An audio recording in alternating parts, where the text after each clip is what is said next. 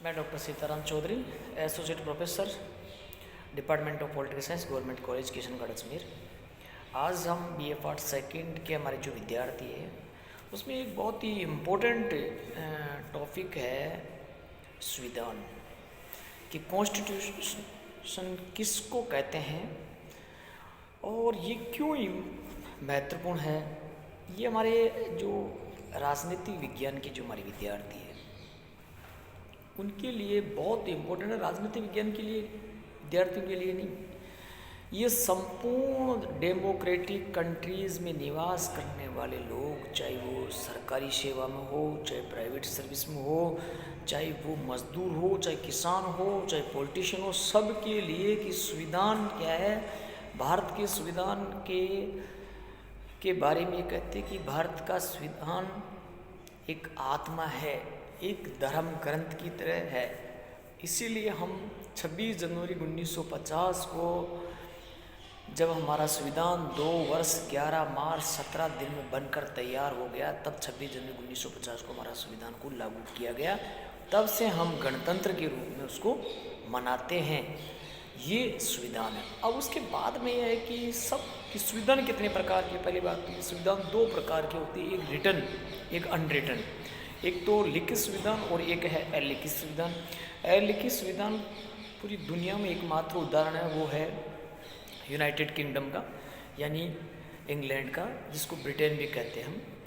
उसका है जो परंपराओं, प्रथाओं, रूढ़ियों, अभिसमयों पर आधारित है। और दुनिया का पहला लिखित संविधान अमेरिकन संविधान है, जो 1776 में अमेरिकन क्रांति के बाद में, जब 1789 में वो फिलाडेल्फिया सम्मेलन में उसको तैयार किया गया और उसके बाद के अंदर अमेरिका के अंदर उसको एक फेडरल रूप से लागू किया गया, जिसके अंदर बहुत सारी चीज़ें हैं, जिसको मॉन्टेस्क्यू का बहुत बड़ा प्रभाव रहा उस संविधान बनाने के अंदर। और उसके अंदर एक बहुत इम्पोर्टेंट चीज़ डाली उन्होंने, सत्य पृथक्करण और सत्य संतुलन, चेक्स एंड बैलेंस। तो ये बहुत ही इम्पोर्टेंट चीज़ है जो अधिकांश संविधानों के अंदर हमारे को देखने को मिलती है। और चाहे वो लोकतांत्रिक देशों के अंदर, चाहे वो पार्लियामेंट्री गवर्नमेंट सिस्टम हो, चाहे प्रेसिडेंटल गवर्नमेंट सिस्टम हो, या वो एक तरीके का चाइना मॉडल हो, सभी के अंदर ये संविधानों का महत्वपूर्ण स्थान है। चाइना के बारे में हम कहते हैं कि चाइना का इसकी सिंगल वहाँ पे पार्लियामेंट जो सिस्टम है उसका 2 पार्ट नहीं है, वहाँ सिंगल एनपीसी है, नेशनल पीपुल्स कांग्रेस, जिसको अपन कहते हैं एनपीसी। लेकिन वहाँ पे भी 1982 के अंदर जब संविधान बना चाइना का, उसके अनुसार ही वहाँ के एक दलीय शासन व्यवस्था होते हुए भी फंडामेंटल राइट्स है, ड्यूटीज़ है, वहाँ की जो केंद्रीय लोकतांत्रिक व्यवस्था है, ये सारे के सारे संविधान के अनुसार चल रहा है। इसके बाद अगर हम अनरिटन संविधान की बात करते हैं तो चाहे वो हम ब्रिटेन का उदाहरण देते हैं तो वो भी 1215 का जो मैग्ना कार्टा है, 1911 और 1949 का संसदीय अधिनियम है, बहुत सारे एक्ट है और बहुत सारी 1688 की गोरखपुर क्रांतियाँ, और किस तरीके से वहाँ के राजाओं को टेम्स नदी पर घिरकर सिग्नेचर करवाया गया और उनका कि हमारा अगर प्रतिनिधित्व नहीं है तो कर भी नहीं है। ये एक तरीके का वहाँ संविधानों की एक रूपरेखा चली। तो फ्रांस के बारे में बात करते हैं तो लुई 14वां, जिसके बारे में काफ़ी सुना होगा, वो कहता था आई एम द स्टेट, मैं ही राज्य हूँ। उसके बाद लुई 16वां को किस तरीके से उसको हटाया गया, उसको मार दिया गया और जनता ने उसको घेर लिया। लास्ट के अंदर 1789 की फ्रांसीसी क्रांति, जिसका नारा था स्वतंत्रता, समानता और मित्रता। ऐसे ही रूसी क्रांति हुई 1917 की, बोल्शेविक क्रांति, जिसके बाद 1920 के अंदर विश्व का पहला समाजवादी राज्य की स्थापना हुई। उसके बाद में संविधानों की देश स्वतंत्र हुए, अपने संविधान बनाए। ये एक तरीके का संविधानों का मैंने आपके सामने एक जो बैकग्राउंड रखा। और उसके बाद भारत के संदर्भ में अगर देखें तो भारत के संदर्भ में ऐसा नहीं है कि संविधान, स्वतंत्र भारत का संविधान की बात अलग है, लेकिन हमारे सामने बहुत सारे एक्ट आए, उनके अनुसार ही ब्रिटिशर्स हमारे ऊपर शासन करते रहे। 1909 का एक्ट, 1919 का एक्ट, 1935 का एक्ट और 1947 का एक्ट, जिसको हम भारत स्वतंत्रता अधिनियम भी कहते हैं। ये एक तरीके के हमारे एक संविधानों की एक चरणात्मक विकास रहा, एक तरीके का इनका विकास रहा। उसके बाद संविधान क्या है, इसके बारे में थोड़ा सा तुम्हारे को इस वीडियो के बारे में और बताऊंगा कि जो हमारे लिए बहुत ही इम्पोर्टेंट चीज़ है। गिलक्राइस्ट के अनुसार संविधान उन लिखित या अलिखित नियमों अथवा कानूनों का समूह होता है जिनके द्वारा सरकार का संगठन, सरकार की शक्तियाँ, विभिन्न अंगों के वितरण और इन शक्तियों के प्रयोग के सामान्य सिद्धांत निश्चित किए जाते हैं। यानी वैसे ये गिलक्राइस्ट की डेफिनेशन है और ब्राइस भी कहता है कि ऐसे निश्चित नियमों का एक संग्रह जिनमें सरकार की कार्यविधि प्रतिपादित होती है और जिनके द्वारा संचालन होता है उसे संविधान कहते हैं। डॉक्टर फाइनर भी कॉन्स्टिट्यूशन की एक डेफिनेशन बताते हैं, वो उनके शब्दों के अंदर संविधान आधारभूत राजनीतिक संस्थाओं की व्यवस्था है। एरिस्टोटल जिन्होंने 158 संविधानों का अध्ययन करने के बाद के अंदर अपनी जो बुक लिखी द पॉलिटिक्स, उसमें उन्होंने कहा संविधान उस जीवन पद्धति का प्रतीक होता है जो किसी राज्य द्वारा अपने लिए अपनाई जाती है।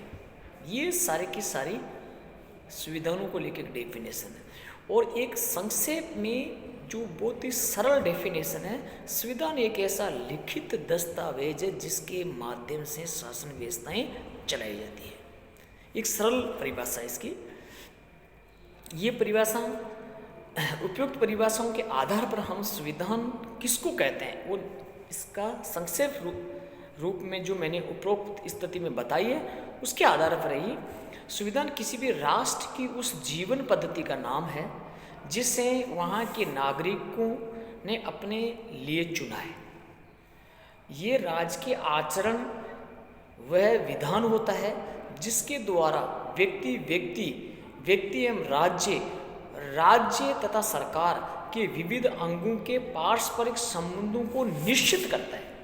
एक तरीके का मतलब व्यक्ति के बीच में, व्यक्ति और राज्य के बीच में, राज्य और संस्थाओं के बीच में, और इनकी जो जितनी भी अंग है इनका एक ना कोऑर्डिनेशन का काम करता है और उसके अंदर सारी चीज़ें लिखित के अंदर ही होती है कि जिससे कि कोई भी एक अंग दूसरे अंग का अगर अतिक्रमण करता है, उसका उल्लंघन करता है, तो संविधान के अंदर ये सुस्पष्ट व्यवस्था है जिसके का आधार लेकर भारत में तो आप न्यायालय में भी जा सकते हैं। न्यायालय कहता है कि आप अपने क्षेत्राधिकार से बाहर आप जा रहे हो, ये आप क्षेत्राधिकार का उल्लंघन है, और न्यायालय एक तरीके का उसको चेकआउट करता है उसको।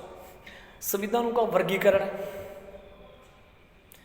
संविधानों का वर्गीकरण निम्नलिखित 3 आधारों पर किया जाता है। इसकी जो कैटेगराइजेशन है संविधानों की वो 3 है। संविधानों की उत्पत्ति के आधार पर एक तो कैटेगराइजेशन ही है, विकसित संविधान जिसे ब्रिटेन का संविधान कहते हैं, और निर्मित संविधान जैसे ब्रिटेन है, भारत है, इसके अलावा बहुत सारे फ्रांस है, रूस है, इसके अलावा चाइना है, स्विट्जरलैंड है, जापान है, ये बहुत सारे ये थे। संविधानों में प्रथाओं और कानूनों के आधार पर एक ये भी संविधानों का वर्गीकरण है। एक तो उत्पत्ति के आधार पर है और एक है संविधान प्रथाओं और कानून के आधार पर लिखित संविधान और अलिखित संविधान, और एक संविधान की परिवर्तनशीलता के आधार पर एक इसका कैटेगरी लचीला संविधान, एक कठोर संविधान। जैसे भारत का संविधान को हम सॉफ्ट संविधानों की श्रेणी में रखते हैं और अमेरिकन संविधान को दुनिया का सबसे कठोर संविधानों की श्रेणी के अंदर रखा था, जहाँ पर 2/3 बहुमत प्लस 50% राज्यों की सहमति, उसमें भी एक लंबी चौड़ी प्रक्रिया के जब तक आप ना पाओगे तब तक आप संविधान में अमेंडमेंट नहीं कर सकता। इसी का नतीजा है कि भारत में 70 साल के अंदर हमने करीबन 105 से अबव संविधान संशोधन कर चुके हैं और अमेरिका के अंदर 300 सालों के अंदर 29 संविधान संशोधन कर पाए। ये एक तरीके का लचीलापन और कठोरता का स्पष्ट उदाहरण हमारे सामने है। संविधान की उत्पत्ति के आधार पर विकसित संविधान, जैसे विकसित ये हमने इसका एक तरीके का कैटेगराइजेशन देखे और इस कैटेगराइजेशन के आधार पर ही आज के जो संविधान है उन संविधानों को हम देख सकते हैं। और ये ज़रूरी भी है कि हर पॉलिटिक्स साइंस के स्टूडेंटों को संविधान का ज्ञान होना अति आवश्यक है। ये हमारे फंडामेंटल राइट्स के लिए भी ज़रूरी है, हमारे जीवन पद्धति के लिए ज़रूरी है, हमारी स्वतंत्रता के लिए ज़रूरी है, हमारे जीवन व्यापन करने के लिए ज़रूरी है। धन्यवाद।